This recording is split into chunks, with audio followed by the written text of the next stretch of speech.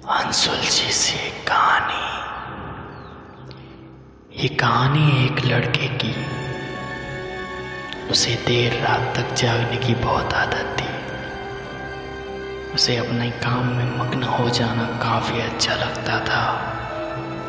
हमेशा की तरह उस रात भी वो अपना काम कर रहा था।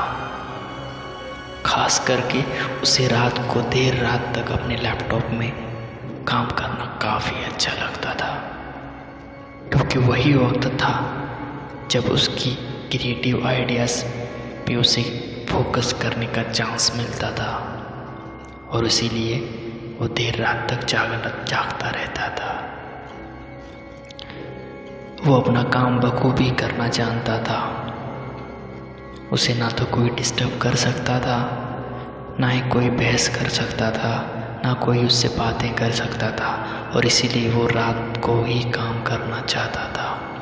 अपने काम को पैशनेटली करना उसमें काफ़ी हद तक भरा हुआ था। वो रात भी एक आम रात ही थी। हमेशा की तरह वो अपने लैपटॉप में ही काम कर रहा था।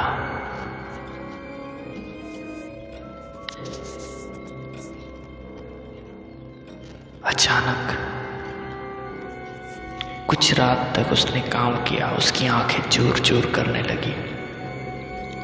वो अपनी घड़ी में भी देखना नापसंद करता था, क्योंकि वक्त देखने के बाद उसका वक्त कटने से नहीं होता था, और इसीलिए वो टालता था।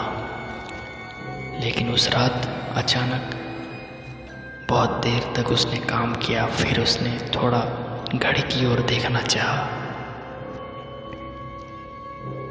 वक्त देखकर उसकी आंखें चूर चूर होने लगी। फिर भी उसने उस चीज को अनदेखा करके फिर से अपने काम में जुट गया।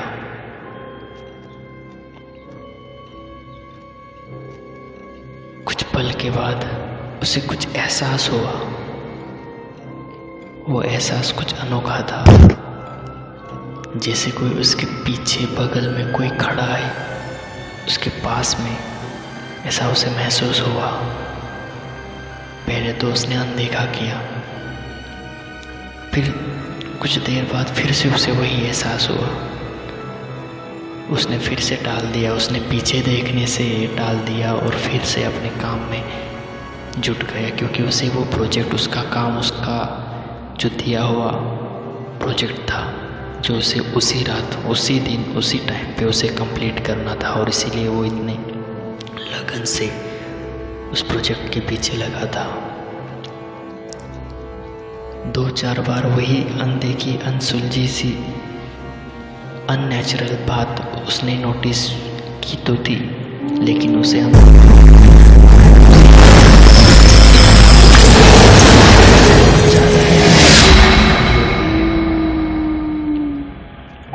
उसने सोचा कि चलो एक बार देख लेते हैं क्या है, इसलिए उसने मुड़ के देखा। लेकिन उससे वहाँ कुछ भी नजर नहीं आया, कुछ भी नहीं। फिर थोड़ा टाइम उसने अगल बगल में देखा, मुड़ के देखा, और फिर से काम में लग गया।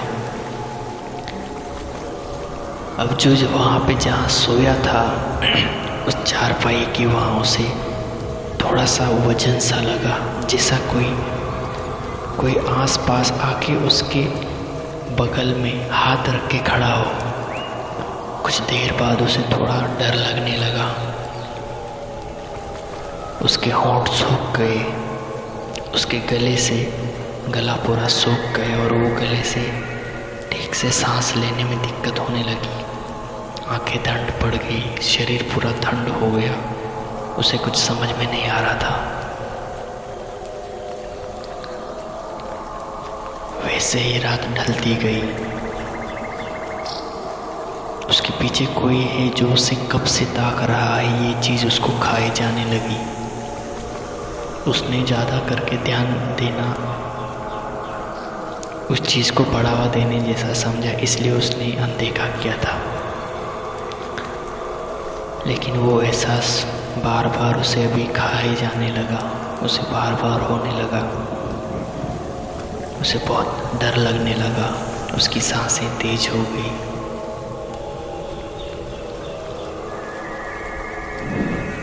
एक बार फिर से उसने हिम्मत की और उसने पलट के देखने की कोशिश की। वो देख के उसे अपनी आंखों पे विश्वास नहीं हुआ। बगल में एक आकृति खड़ी थी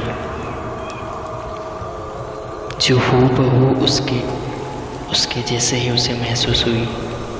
उसे लगा देर रात तक मैंने काम किया है लैपटॉप में, तो एक ताक उसको देखते देखते मेरी आंखें कुछ अलग सा अनुभव कर रही होगी। उसको उसे प्रतिबिंब दिखाई दे रहा होगा, ये एहसास होगा। इसलिए उसने उसे अनदेखा करने की कोशिश की, लेकिन उसने फिर से पलट के देखा और उसे लगा कि मेरा कोई प्रतिबिंब वहाँ पे खड़ा है जो मुझसे बात करने की कोशिश कर रहा है। लेकिन पहले तो उसे आवाज़ नहीं सुनाई दी। उसने अगल बगल में देखा और फिर से उसे देखा, लेकिन वो इंसान वो वहीं पे खड़ा था जो उससे बात कर रहा था, लेकिन बस उसके होंठ हिल रहे थे, ना कि कोई आवाज़ आ रही थी। उसे पहले तो विश्वास नहीं हुआ। उस लड़के को लगा कि वो उससे बात करनी चाहिए या फिर कुछ पूछना चाहिए, लेकिन उसकी गले से कोई आवाज़ नहीं निकल रही थी, क्योंकि वो जो एहसास था जिसे वो मजाक समझ रहा था या अनदेखा कर रहा था, वो एहसास अभी हकीकत में बदलने जा रहा था। अब उसके धीरे धीरे उसकी आवाज़ उससे सुनाई देने लगी। शब्द क्या थे, क्या बोलना चाहता था, वो उसे समझ में नहीं आ रहा था, लेकिन उसके कानों पे उसके शब्द गिरने लगे। कुछ देर बाद उसे महसूस नहीं, उसे पूरा विश्वास हो गया।